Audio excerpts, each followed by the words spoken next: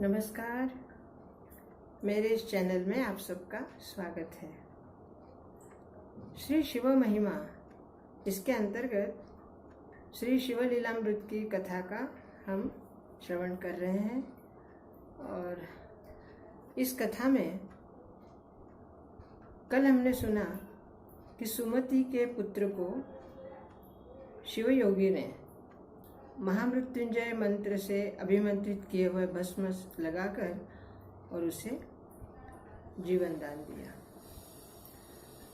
वही पुत्र अब आगे चल के उसकी जीवन यात्रा कैसे आरंभ हुई और उस बच्चे ने आगे बड़ा होकर क्या किया, उसकी कथा है आज। श्री शिव योगी ने उस बच्चे को भस्म लगाकर ठीक किया, सुमति को भी उसकी बीमारी ठीक कर दी और उस बच्चे का नाम उन्होंने रखा भद्रायु। भद्रायु नाम रखने के बाद उन्होंने कहा उस पद्माकर से कि इसका लालन पालन अच्छी तरह से करना, उसको आशीर्वाद देकर, और वो शिवयोगी अंतर्धान हो गए। पद्माकर ने अपना पुत्र सुनय और भद्रायु, इन दोनों बच्चों को उसने बहुत ही अच्छी तरह से संस्कार दिए। शिव की महिमा, शिव की आराधना कैसे करना है और शिव के व्रत कैसे करने हैं, बचपन से ही उन दोनों को वो ये ज्ञान देते रहे। धीरे धीरे करके बच्चे बड़े होने लगे और बहुत अच्छी तरह से शिव की आराधना, शिव के मंत्र, शिव के स्तोत्र और पूजा कर्मकांड बहुत अच्छे से सीख गए। बड़े होने पर पद्माकर ने इन दोनों का उपनयन संस्कार किया और इनको, भद्रायु को, अस्त्र शस्त्र की विद्या भी दी और सुनय को भी अस्त्र शस्त्र की विद्या सिखाई। धीरे धीरे करके ये दोनों बच्चे बहुत ही निपुण हो गए। फिर एक बार 12 साल का भद्रायु होने के बाद शिव योगी आए और अकस्मात शिव योगी को देखकर सुमति, भद्रायु, पद्माकर सभी ने उनके चरण स्पर्श किए, आशीर्वाद लिया। और शिव योगी ने भद्रायु को अब ज्ञान शिक्षा दी। राजनीति किस तरह करनी है, कौन अपना है, कौन पराया है, किसको देखकर तुम्हें क्या समझना है, किसको क्या बात कहनी है, किससे क्या बात छुपानी है, सारी पूरी राजनीति उन्होंने उसको सिखाई। व्यवहार कैसे करना होता है, जीवन में किस तरह रहना है और लोगों की पहचान कैसे करनी है, आपकी अपनी आयु, अपनी संपत्ति, अपना राज्य और जो भी आपके पास आपका ज्ञान, वो कहाँ पर उसका प्रदर्शन करना है, कहाँ पर उस ज्ञान को छुपाना है या नहीं बताना है, इस तरह पूरी राजनीति भद्रायु को उन्होंने सिखाई। और ये भी कहा कि हे सुमति, तुम्हारा ये पुत्र जल्दी ही अपने राज्य को संभालेगा और बहुत ही निपुण और कर्तव्यनिष्ठ राजा बनेगा। सुमति भी अपने पुत्र को देखकर और आगे की बात सोचती कि कब हम वापस अपने राज्य जाएंगे और कब मैं अपने पति से मिलूंगी, कब अपने बच्चे को उसके पिता से मिलवाऊंगी। करते करते एक बार उनके कान पे बात आई कि राजा दाशार, जो कि सुमति के पति, उनके राज्य के ऊपर शत्रुओं ने आक्रमण कर लिया और राजा अकेले, बाकी बड़ी सेना दूसरे राज्यों की, बहुत युद्ध हुआ और युद्ध में राजा को बंदी बना लिया गया। बंदी बनाकर जब उन तस्करों ने या उन दूसरे राजाओं ने अपने देश ले जाने लगे, तब भद्रायु को ये सारी बात पता चली और उसने, शिव योगी ने जो अपने को ज्ञान दिया है, उसके आधार पर ही वो अपने पिता को शत्रुओं के चंगुल से बचाने के लिए जाने को तत्पर हो गया। शिव योगी ने भद्रायु को 3 बातें दी थी, 3 वस्तुएं दी थी। एक वस्तु थी, ऐसा शंख दिया था जिस शंख की ध्वनि सुनते ही शत्रु निर्बल हो जाएंगे। एक खड्ग दिया, खड्ग अर्थात तलवार। उस खड्ग को जब भी शत्रुओं के सामने लाया जाएगा तो शत्रु भस्म हो जाएंगे। और उसे एक रुद्राक्ष की माला दी। इस तरह से 3 वस्तुओं को शिवयोगी ने भद्रायु को दिया। भद्रायु ने अपने माता के चरण स्पर्श किए और पद्माकर के चरण स्पर्श किए और सुनय, जो कि पद्माकर का पुत्र था, उसको कहा कि हम दोनों जाकर राजा दाशार को बचाएंगे। भद्रायु ने अपना शंख, अपना खड्ग, ये दोनों लिए, रुद्राक्ष की माला ली और महामृत्युंजय के जप से अभिमंत्रित किया हुआ भस्म अपने सारे शरीर पर मला और उसके बाद वो चल पड़ा। दोनों ने जाकर बहुत ही चपलता से उन सैनिकों को, जो कि दाशार राजा को लेके जा रहे थे, उनके ऊपर हमला किया और उन्हें मार गिराया। बहुत बड़ा युद्ध करके जितने भी लोग आए थे सबको वो एक विद्युत गति से सबको मारते रहे। राजा दाशार और बाकी के उसके सैन्य वो समझ नहीं पा रहे थे कि दोनों बच्चे कौन है। अचानक वायु गति से आए और इन सबको मारकर राजा को छुड़ाने लगे। राजा भी अचंभित था, ये कौन है दोनों।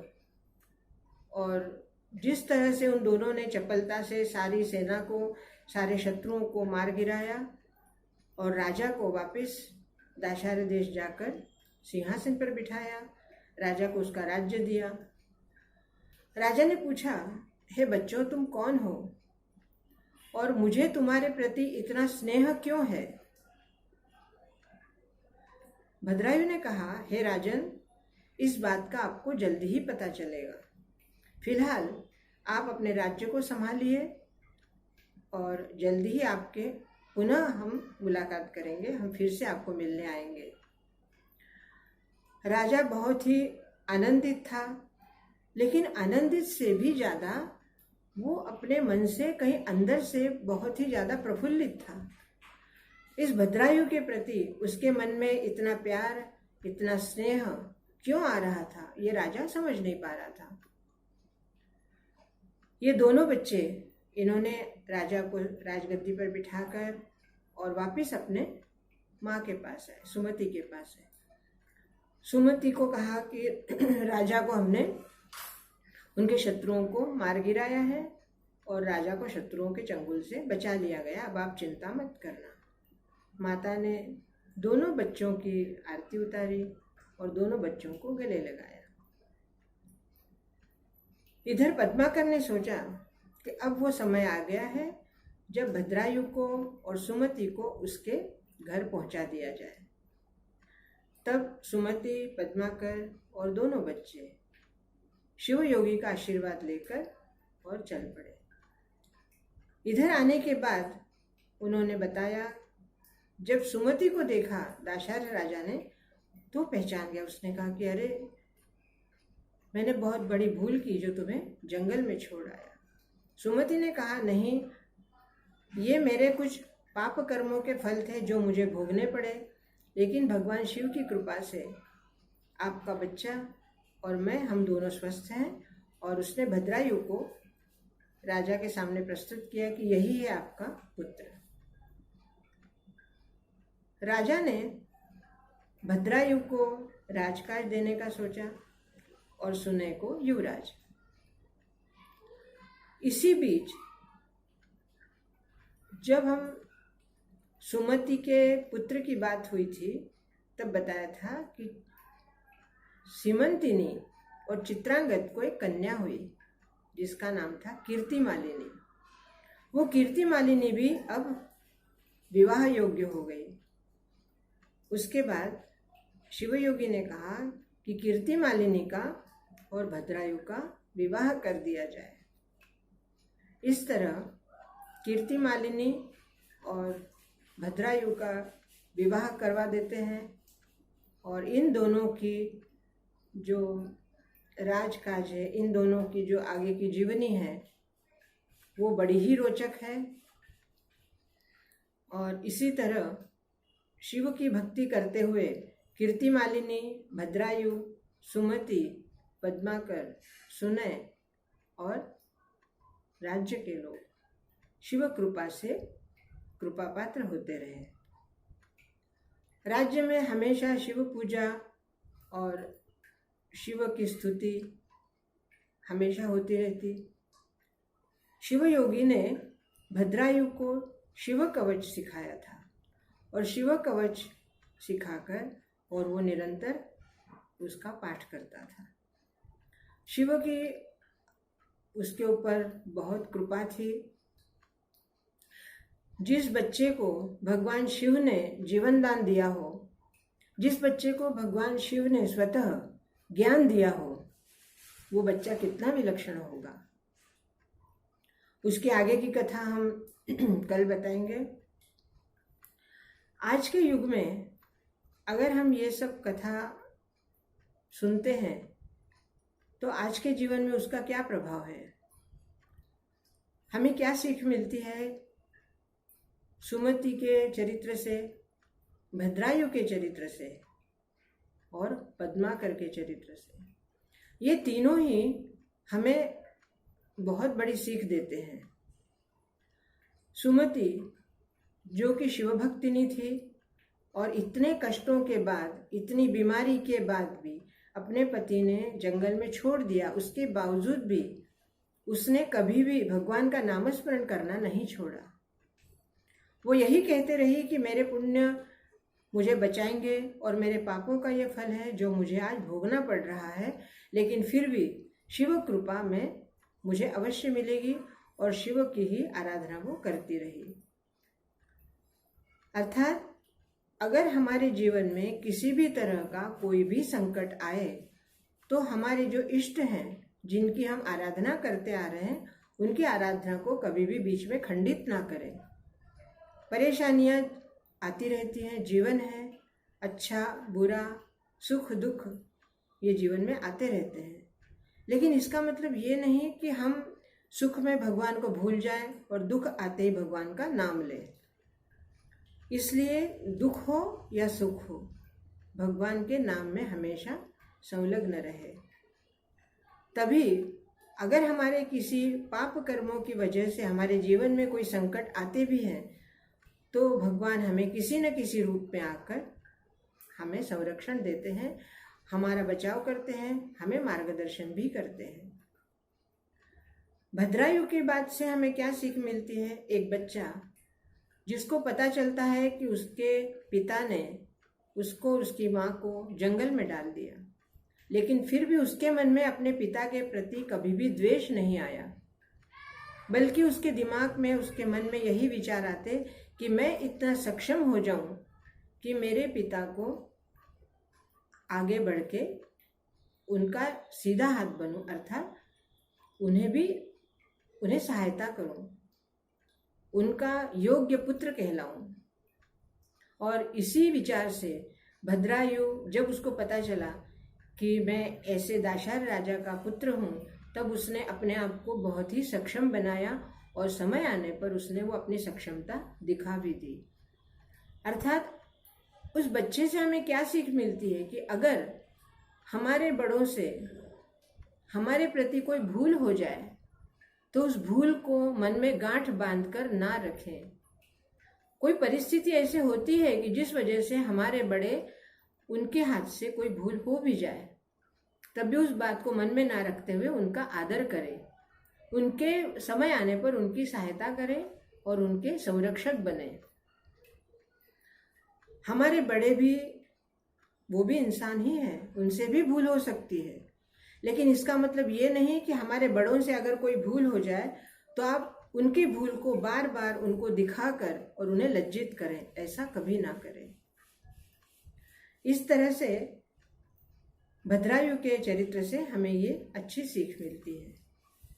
पद्माकर, जो कि सुमति का या उस भद्रायु का कोई भी खून का रिश्तेदार नहीं था, ना ही वो पहचानता था, लेकिन फिर भी एक असहाय स्त्री, एक असहाय बच्चे को उसने अपनी धर्मपुत्री बनाकर उनका पालन पोषण किया, उन्हें संरक्षण दिया बगैर किसी स्वार्थ के। ये हमें सिखाते हैं कि भले ही कोई हमारे साथ कैसा भी व्यवहार करे, लेकिन हमें हमेशा अच्छा ही व्यवहार करना है। कौन हमारा रिश्तेदार है, कौन रिश्तेदार नहीं है, कौन हमारा है, कौन पराया है, इन सब बातों को देखने के बजाय सामने वाला अगर किसी विपरीत परिस्थिति में है तो उसे संरक्षण देना हमारा पहला धर्म है। अगर हमने ये धर्म नहीं निभाया तो हमारी भगवान की पूजा कभी भी सिद्ध नहीं होती। इस तरह कलयुग में इस कथा से हमें ये सीख मिलती है और इसी सीख के सहारे हम अपना जीवन आगे बढ़ाएंगे। दोस्तों, कथा कोई भी हो, भगवान की, भक्तों की या किसी संत महात्मा की, हर कथा से हमें कुछ न कुछ अच्छी ही सीख मिलती है और उस सीख को हमें अपने जीवन में उतारना है। मेरी ये कही हुई कथाएं आपको कैसी लग रही हैं, उसके बारे में आप अपनी राय अवश्य दीजिए। मेरी चैनल को सब्सक्राइब कीजिए, लाइक कीजिए, शेयर कीजिए और कमेंट्स अवश्य लिखिए। बहुत बहुत धन्यवाद। ओम नमः शिवाय।